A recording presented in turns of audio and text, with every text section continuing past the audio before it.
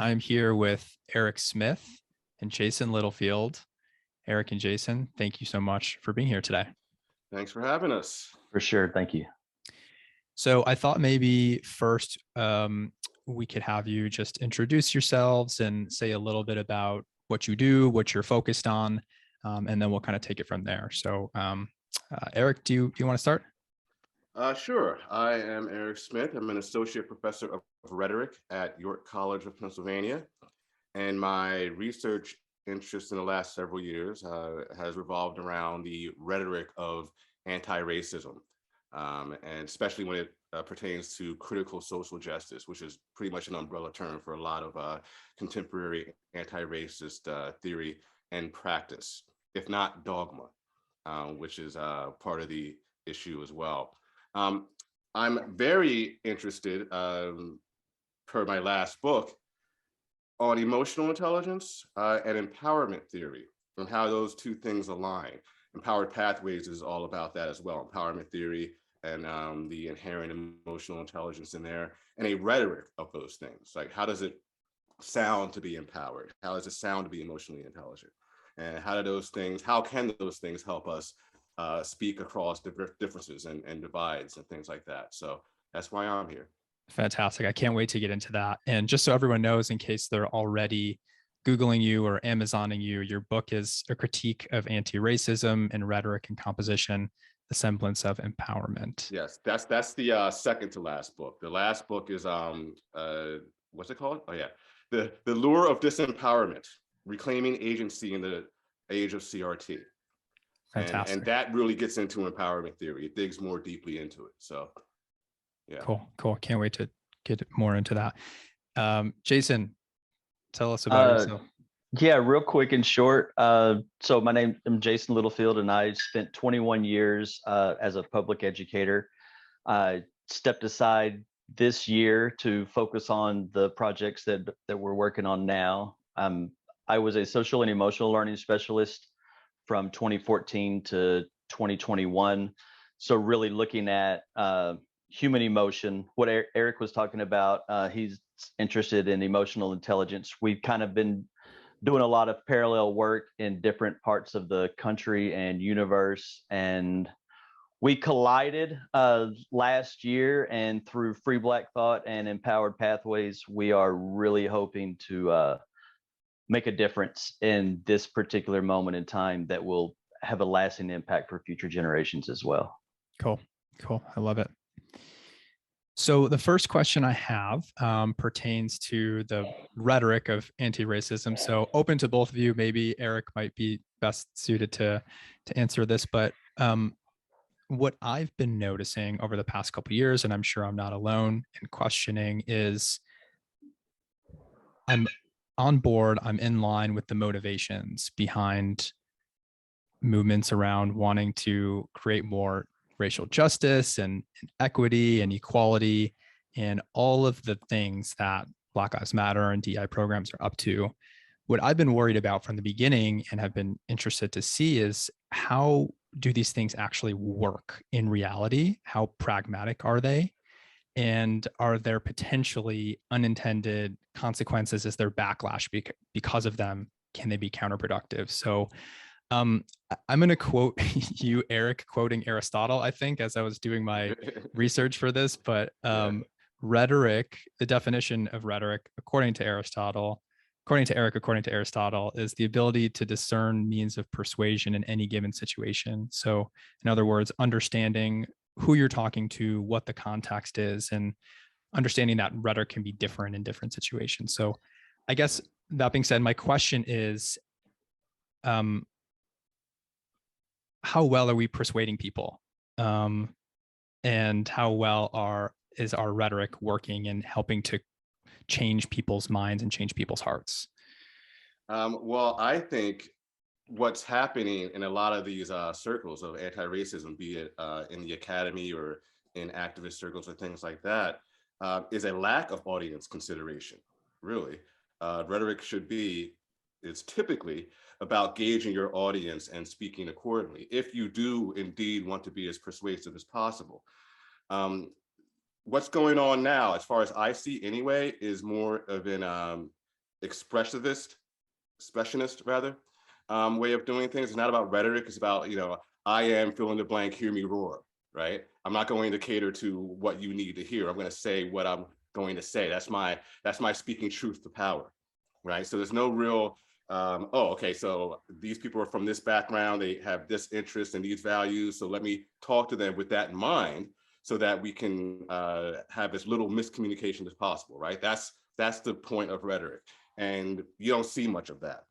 You mentioned earlier the word pragmatism, right?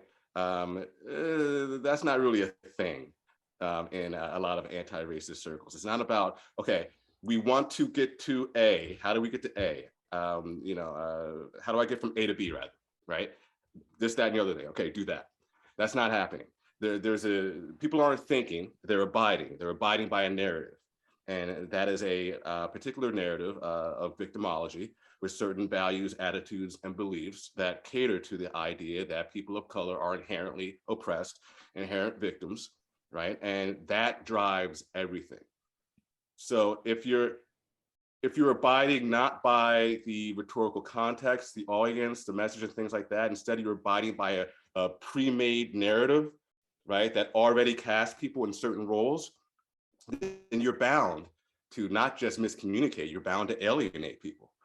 And that's what seems to be happening. What's wrong with the victimization mindset and narrative, and what would be an alternative to that narrative? Because I think most of us don't even realize that there is a sense of victimization that's like embedded in the narrative that we're using. Should I take this one, or can I answer, then Jason can? Sure, that's perfect. Yeah. All right. Well, what's wrong with it, first and foremost, is that not every person of color feels like a victim. Sometimes the victims aren't really victims. And that's a tough one to say, because I don't know people's lives and things like that. But I know enough people's lives, and they're doing all right. They're doing well enough to not compare themselves to Black people in the 1860s, right? And that's what they do. So this idea of the victim narrative, of any narrative, really, of any dogmatic narrative, is that, there's a caste already, and your caste is this or that, and you get no say in it. And this victim narrative, the bad guy is white people or white hegemonic forces. The protagonists are people of color, especially Black people. And you're abiding by that, and you're projecting that onto every situation that you enter into, especially if it's not appropriate for that situation. So it's this ready-made way of skipping thought. It's a shortcut to thinking that is actually doing more harm than good. I want people to get into a situation, engage that situation for what it is, and act and speak accordingly. Obviously, the past is going to have some kind of residual effect in the present, but it doesn't have to eclipse the present.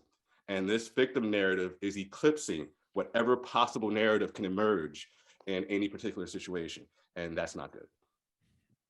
And one other thing is that it instills what we call learned helplessness. Like, if you believe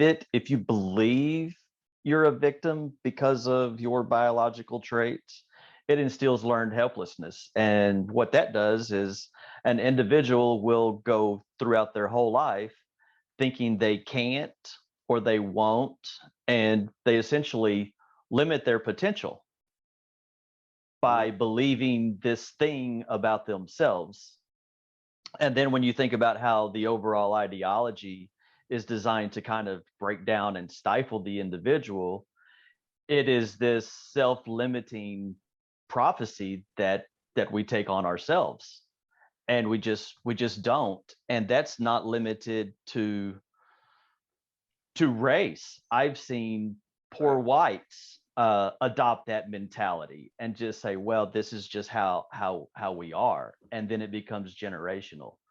So the victimized status, it instills learned helplessness, and that can become a generational trait because we pass things down.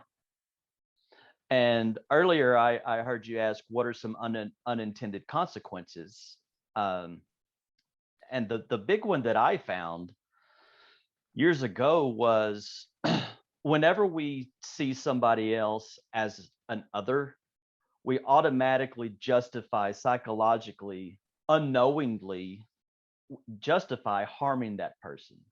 And not just harming that person, but harming somebody that looks like them. And when I say harm, I mean really harm. I mean cause physical violence, all the way escalating to possible genocide. That type of harm. When we look at the violence on the news, the recent events of this past weekend in Chicago and in Buffalo, is because that it intensified human capacities of prejudice, aggression, and cruelty. And when we see each other as an other, we build those primitive capacities for prejudice, aggression, and cruelty. So an unintended consequence is that modern day anti-racism and modern day DEI practices are pragmatically increasing the human capacities for prejudice, aggression, and cruelty. And that is the root cause, the stem of racism itself. So when we look at the ideology as a whole, knowing that it has political goals and intentions as well, what we're engaged in right now is an ideology that is relying on breaking down the individual and causing and human conflict. That's what this thing is relying on. So it's really important for us right now to pause and look at our practices and see what we're doing. I like how you said that, Jason, to be able to, sorry, go ahead.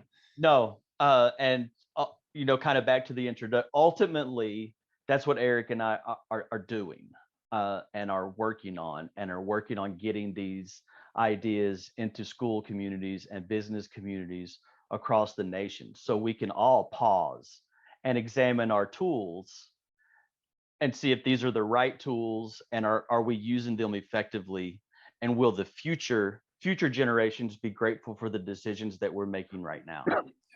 That pause is so hard to do, whether on a collective level or an individual level, once we're in some sort of fixed mindset about something, to be able to evaluate how well is what I'm doing working for me right now.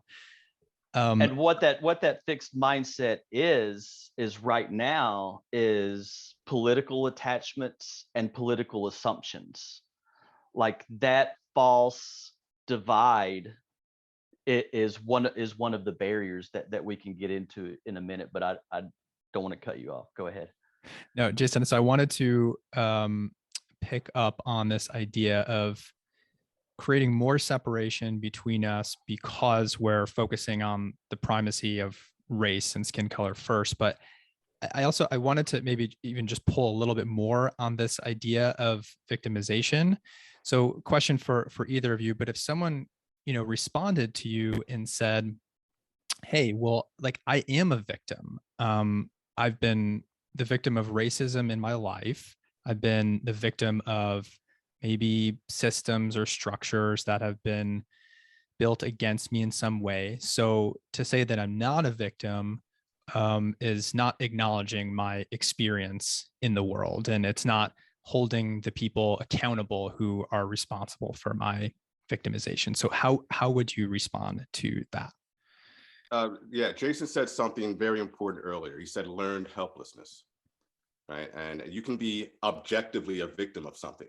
Right. I've been a quote unquote victim of racism and racist practices, but I'm not going to embrace this helplessness about it that I'm seeing in a lot of these circles and a lot of these narratives. That's the difference. Yes, objectively, you're a victim, but you don't have to abide by this role of victim, right?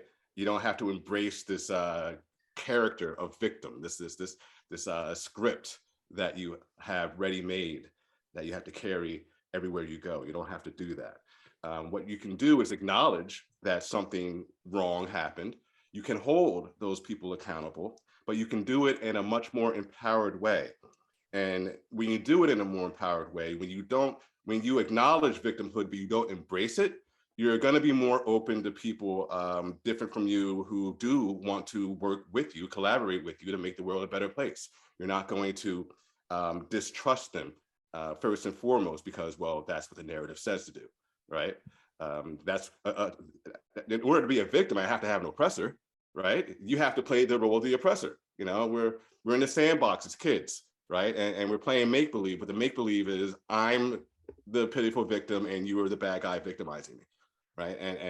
And that's when it goes wrong. Yeah. And victimization, I just realized it doesn't allow for resiliency. Right. You know, Right. and if there's one thing I've learned is that being a human is really hard. I mean, this is the hardest thing I've ever done, right?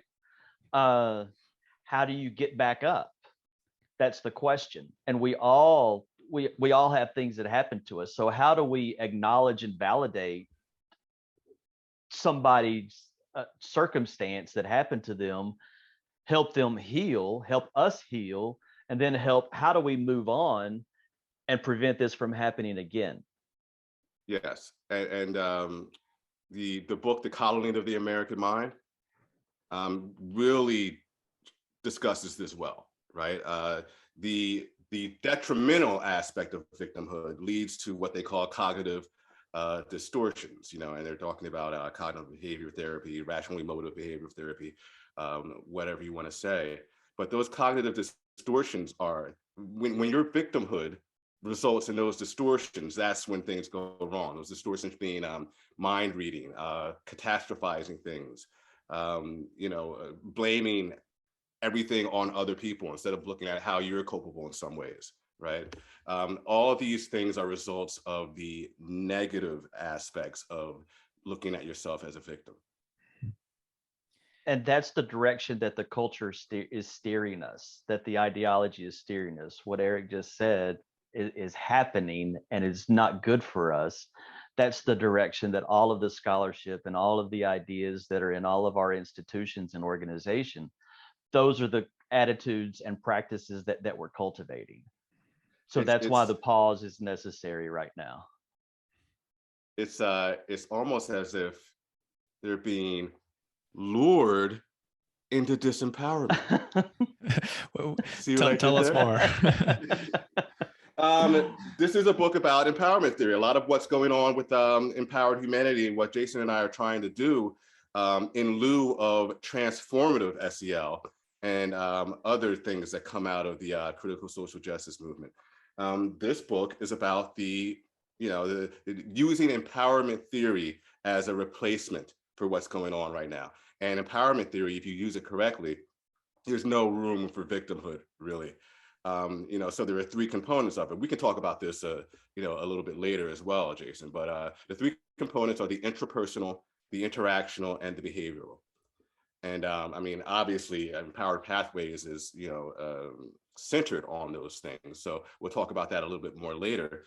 But no, I say go ahead and get into it now if you want. Okay. We can make that shift. Let's make that shift into the good stuff if you want. All right. Well, the intrapersonal is about self-management, self-awareness, right? All those things that help people know who they are as people, right? And getting to know not just what makes you happy, but what angers you, what makes you sad, all these different things, and discovering ways of not so much as you don't repress those feelings, but you figure out a way to channel them into more positive manifestations. A big argument I make in this book is that with a lot of anti-racism, even like more traditional anti-racism before the quote unquote wokeness started, they skip the intrapersonal. They go straight to, okay, how do we get along as groups and things like that? They skip the, how do I get along with myself, right? How do I talk to myself? How do I handle myself emotionally? Right? We're not doing that. We're skipping that step altogether.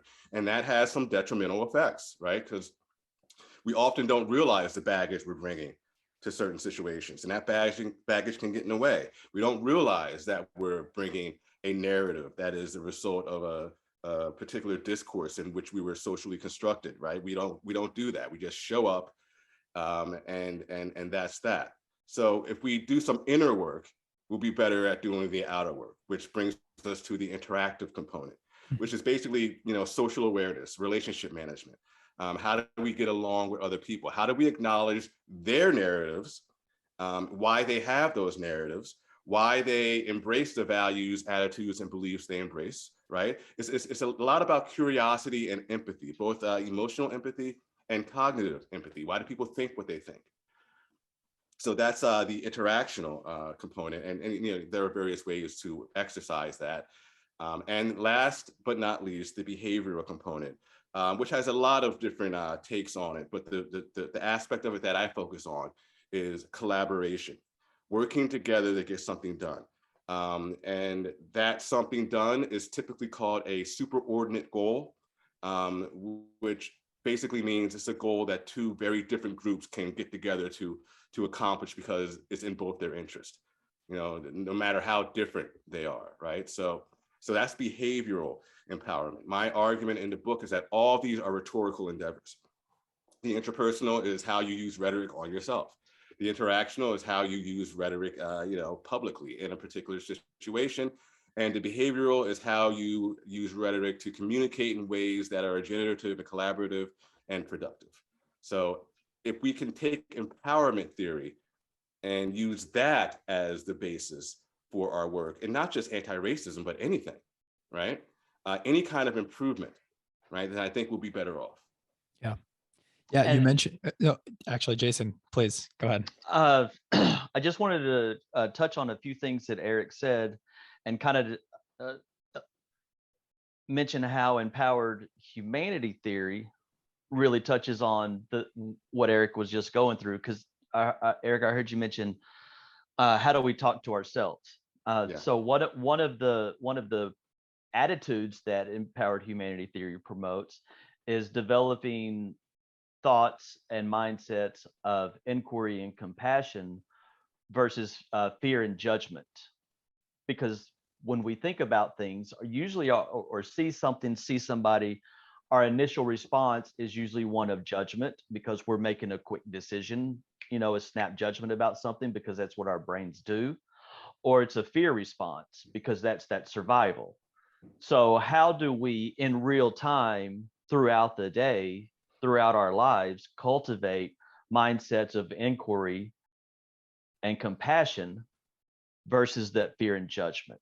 So that's one really strategic way, and we can actually practicing that over and over and over throughout our life will actually cultivate those neural pathways to where that's where we think. So whenever we see something, whenever something happens to us, our initial reaction might not be one of anger or prejudice, but one of how can I better understand this situation? How can I better relate to this person? And then I heard you say, various ways to exercise these things. And that's through the 3 pathways of practice that we talk about, which are practices that build awareness and equanimity. How do we develop self-awareness? How in the moment self-awareness? And how do we develop in the moment equanimity? Like how recognizing when we become stressful or overwhelmed, how do we in that moment find that calm so that we don't do harm, so that we don't activate that aggression and that cruelty and that prejudice that we're prone to. So really disrupting that through those 3 pathways of practice. And then through collaboration, that's the key, is how do we collaborate with each other? And by focusing on a value-centered identity rather than an identity that's based on my biology traits and whether or not somebody's an oppressor or an oppressed, if when we're collaborating with each other, if we can have a sense of shared values. So what are my values as an individual? And then when I'm in collaboration, what values do we share as a collaborative that are going to guide us through this work? And even though there are many differences in our group, Because honestly, anytime you have more than 2 people in a room, that's a group. And no matter what it is. And the more people that you have in a group, the greater conflict can become, but also the greater the collaboration can become. So if we also adopt a dignity lens for that work in that collaboration, we can do really good work. And when I talk about dignity, what I mean is, how do we separate the human from the being? How do we separate the conditioned, the biology and the conditioned personality of somebody through what's deep inside of us? And if we think of what's deep inside of us as that being, and realize and understand that all beings share 2 distinct qualities, no matter what our biological differences or our personalities or our belief systems, all beings share 2 qualities, and that's the desire to avoid suffering and the willingness to alleviate suffering when we encounter it with others. So during that collaboration process, and any working group, a school system, a community, everything is a collaboration. So how do we find our shared values, and how do we honor the individual of every person in that collaborative? So whatever we're working on, it will be successful for the now, and it'll be successful for future generations. And we're not the ideology approach, what we're doing right now does not permit or allow for that type of collaboration. So that's another thing that we're hoping to reverse. We're hoping that people can maybe start adopting some different practices, because they're noticing what's happening in the workplace and schools and society now is just furthering our division. So Jason, you were distinguishing between relating to other people based on fear and judgment versus curiosity and compassion. And I think you've already sort of answered this question by focusing on our shared values, by focusing on our shared humanity, the 2 things that we care about most, which is to avoid suffering and to help others avoid suffering. We can be in a mode of inquiry and compassion. So my question is, how do current anti-racist trainings not do that? How do they facilitate fear and judgment as we're trying to understand one another? These people are bad. These people are good. Eric, you go ahead, jump in there. There's a tenet within critical social justice put forth by Robin DiAngelo and her ilk. And it's literally, the question isn't, did racism happen? The question is, how did it manifest in that situation, right? So there's always already something wrong, right? And there's 2 kinds of critical thinking. I thank the late philosopher Richard Paul for distinguishing these. There are other terms for it, but I like his terms. The first is fair-minded critical thinking. You're really looking at something, open-minded, with fresh eyes. You're not bringing anything with you to tarnish what you're looking at, to the best of your ability anyway. So you're looking at things objectively, and you're trying to think critically about what's going on in a particular situation. Then there's sophistic critical thinking, which means critical thinking insofar as it supports what you want to be true, right? Insofar as it abides by the narrative you prefer, right? So everything is based on that narrative. A lot of anti-racism is sophistic critical thinking, right? I want to be anti-racist, meaning that I need racism to fight, which means racism has to be a part of this, which means I'm going to find it somehow in this situation, right? Critical thinkers are like, okay, let's see if there's racism here, right? Sophistic critical thinkers are like, there's racism already. There's racism already. We just got to find it. We just got to figure out what it is. If we can't find it, we got to twist something into it. That shirt's cultural appropriation. There you go, done, right? And that seems to be what's going on. That seems to be the most salient characteristic I'm seeing lately. Yeah, Yeah, I mean, So it steers our thinking. It steers the thinking along those ways. And it Yes. also steers the thinking,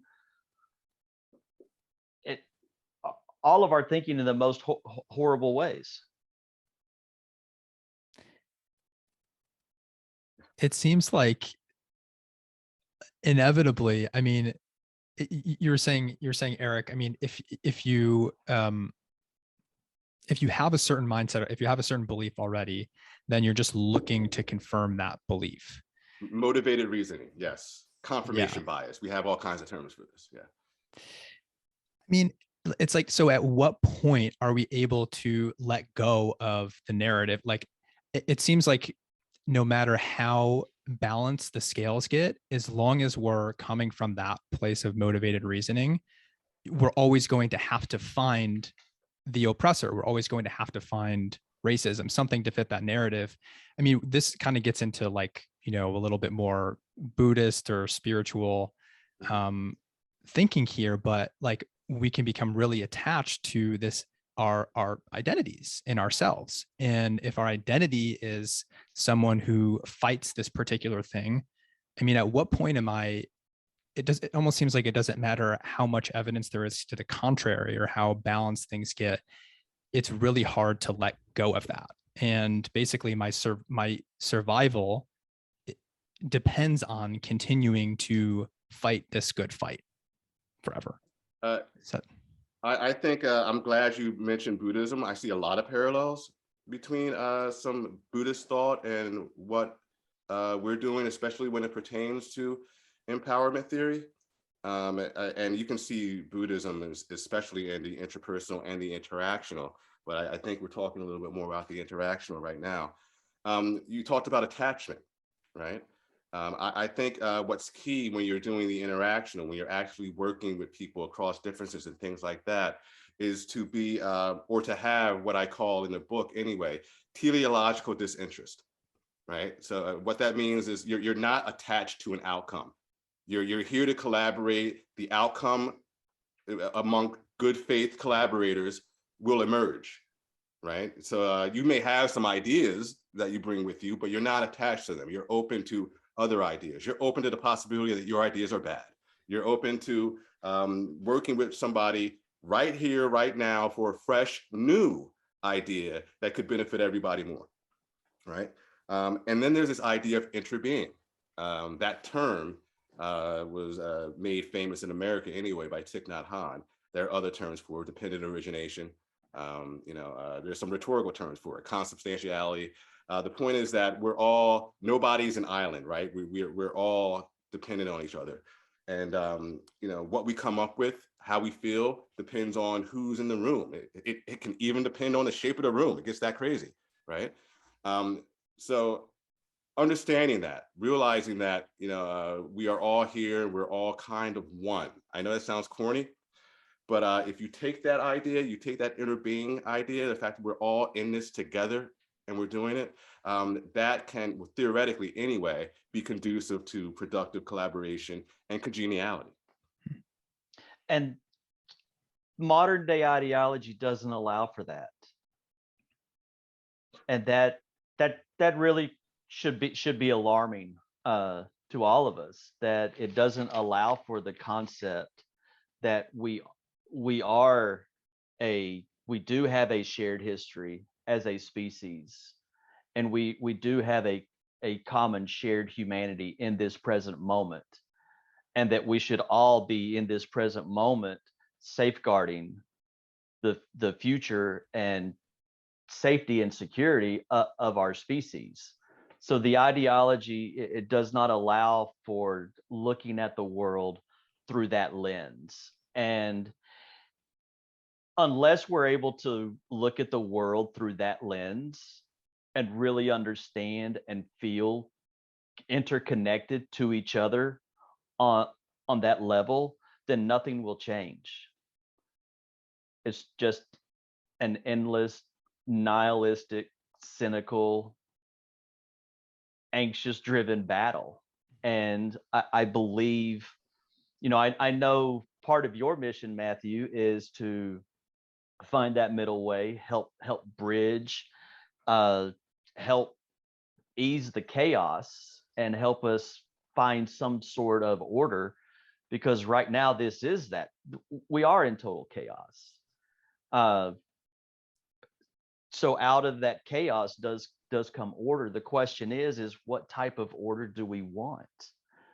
Do we want a order that values the individual and that seeks to liberate the individual, or are we looking for a future where the individual is absorbed into a group and each group is fighting other groups over power and resources? Do we live together interconnectedly, or are we absorbed into modern day tribes fighting over resources and power? So I think that if we can answer that question and ground ourselves in that pause with that, then perhaps we can all make a small, slight shift, but on a mass scale, we can make a huge difference. It just requires a lot of attention and patience and conversations in this moment. Try to connect these two things around order and chaos, and then this Buddhist approach to dealing with these issues. So well, I want to pause you there. Sorry. It's so empowered humanity. It's I wouldn't call it a Buddhist response, but what I would say is after every presentation, I've heard a Buddhist, Hindu, Christian, cognitive behavioral therapy. So the fact that people are identifying with all of these things lets us know that we hit the mark, that we found some common truths that is within our species, and these are the ideas that we're putting forward. Mm-hmm. So I will say, but it's just a set of 6 secular practices, but have deep registry with lots of people on our spiritual capacity, because humans, spiritual, emotional, physical beings, that's just what we are here. So I spent a lot of time talking about the whole child and the whole person, working in SEL. So I spent a lot of time thinking about, what does that look like, the whole person? So really, and how do we cultivate and honor the whole person? So these are the tools that we're offering, and we would like them to be in every single DEI framework, every single SEL framework. We're also advancing the anti-racism conversation, because we don't believe that it's fair for racism to be being cultivated under the name of anti-racism, because actual harm is being done to people under that name. So we are advancing that with what we're calling 4th wave anti-racism, so that we can really address the needs of our humanity in this moment and give the future some tools to strengthen themselves. Can you tell us more about the practices within Empowered Pathways? You mentioned that there are 6 different core practices. So what are people doing in order to cultivate a more compassionate, human-centered or human-first approach to relating with others? So let's just think about that word compassion and practices that build kindness and compassion for self and others. Just think about that, because that's one of the pathways of practice. So how do I incorporate that into my day? And it's something as simple as, whenever I make a mistake, am I constantly berating myself over that mistake? Or am I giving myself compassion and grace in that moment to learn from that mistake and then carry on? When I see somebody in need, what can I do? I used to live in the city, and I would buy granola bars and water. So whenever I would see a homeless person, offer, I would try to ease that suffering. So what does that look like to me, and how can I incorporate that throughout the day? Think of it like a gym. How can I practice compassion for myself and my fellow humans every day? How can I seek these moments out? And then another practice is practices that celebrate our common humanity. How many times in my day can I find somebody that might be different from me and connect with them? How can I find something? What is that thing that connects me to somebody? We talked about we're all interconnected. How do I find that? How do I find how I'm connected to you? Is it through a shared sports interest, a music artist? Can I hear, a story about love, a story about loss, a story about joy and celebrations? How do we find those opportunities to share our stories with each other throughout our day and throughout our lifetime? I've done, I was in a different part of the country, and I saw somebody that did not look like me, was not even my age, but he was wearing a Dallas Mavericks jersey. So I walked up, I was like, hey, I found that connection. How do we find opportunities to break down those walls that are between us and really get connected to each other? And then also practices that build awareness and equanimity. How many times a day am I practicing mindfulness? How many times a day am I breathing? Am I just listening to the sounds? Am I examining my thoughts? And then awareness. Am I gaining awareness and insight into myself? What are my strengths today? What can I work on today? And really just taking those three practices, finding ways to meaningful do them. And then the three attitudes are that value-centered identity, do value setting exercises. This is part of the training that we do is we allow that space and time. But how do I guide my thoughts and my behaviors around my values? How are my values the most important thing that determine what I'm doing, rather than the stereotypes of my biology? And then that dignity lens, how do I do that and practice that? How do I connect, especially during conflict? How do we find and honor that dignity not just when everything's great, but during conflict and whenever we want to erupt and we want to be fearful and judgmental? So how can I, in those moments, find compassion and ask questions and stay engaged?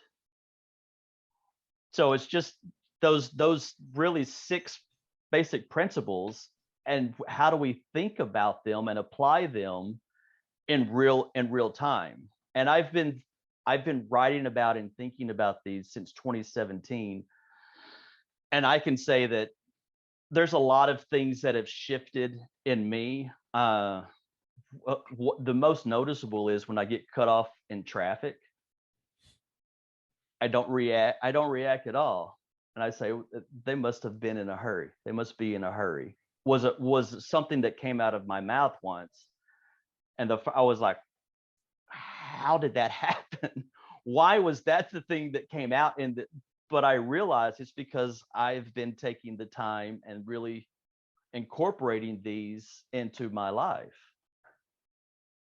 Yeah, Jason, you mentioned, someone cutting you off in traffic and how you've noticed a shift in yourself. And I've been thinking about this recently as well.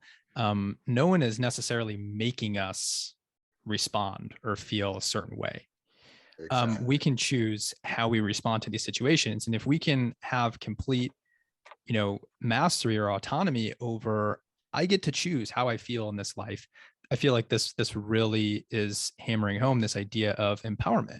It's true that someone else was an a-hole and cut us off, that someone else has said something racist to us or done something mean, but the empowerment, it sounds like, comes in where you're not a victim. and you get to choose how you react to that situation. Exactly. A lot of people don't, when you say something like that, I mean, they really get offended, right? You don't take away my right to be a victim, but yeah, it's that's what it is. And it has a lot to do with cognitive behavioral therapy, what we mentioned before, and ancient Stoic philosophy. Epictetus said this stuff, right? There's an action, there's a belief about that action, and then there's a consequence. The belief is the most important part. Epictetus went as far as to say, like, if you're stabbed, you don't have to be upset about it, right? I mean, you don't have to. You should probably get to the hospital, but you don't have to be upset. I mean, I mean, he's exaggerating to prove a point. But you get the point. I mean, we do have a choice. We do have the power to control our responses to things, period. And that's where the interpersonal aspect of empowerment really comes into play. And that's why it's really unfortunate that we kind of skip that part more often than not and go straight to trying to get along. We should figure out how we can get along with ourselves. Let's take that extreme example. Someone stabs you, and you are able to muster up enough compassion for that person to not be mad at them. I can see this on a collective scale as potentially a better antidote to perpetuating racism. But by that, I mean, and maybe please correct me if I'm wrong here. If one can have compassion for the person that you're fighting against, the person who has victimized you, who's caused you suffering, first of all, that allows some relief in yourself, some forgiveness, but it dissolves the dynamic between the two of you. As long as we're fighting and we're in the dynamic of oppressed and oppressor, we continue to perpetuate that relationship. But actually having compassion for the people on the other side who we don't agree with, who we're fighting against, it's like, you can't fight fire with fire, but the thing that dissolves, that puts out the fire, is water, or is bringing compassion or love to a situation. Is that how you guys see it as well? Yes, and the I like the water metaphor you use, but it doesn't even have to be that. That's the ideal situation, having compassion for the person who victimized you, quote unquote. But sometimes just not making the fire bigger is an improvement. If somebody stabs me, I may not necessarily have compassion about that person, for that person, but I'm still not going to be like, woe is me. I'm just going to be like, well, I could be angry, I could be depressed, I'm just going to go to the hospital and deal with this, right? So both those things are improvements over what we tend to see.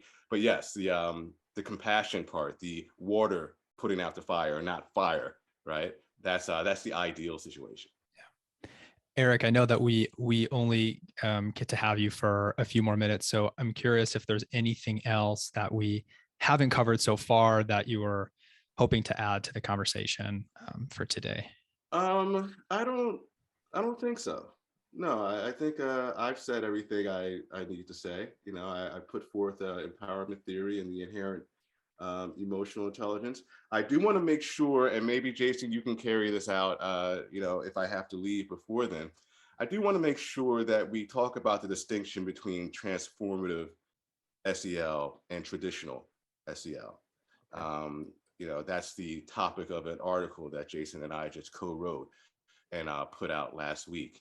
And it seems to be making the rounds. So I want to make sure that people are aware of that article, and we can talk about it a little bit now.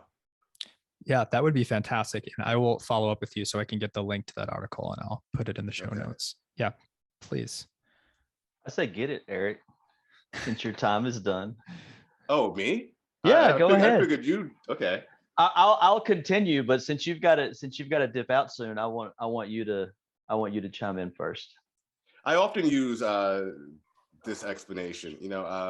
Traditional SEL is, you fall down 7 times, you get up 8, right? Transformative SEL, the quote unquote woke SEL, is you fall down once, you complain about being down, you complain about people standing up for their upright privilege, right? And you don't do anything until somebody picks you up, right?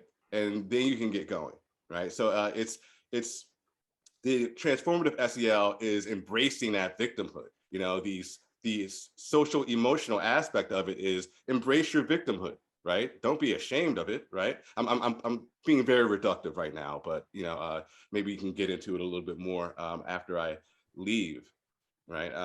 So that's what transformative SEL is. Traditional SEL is more about resilience, more about that emotional intelligence and empowerment we've been talking about.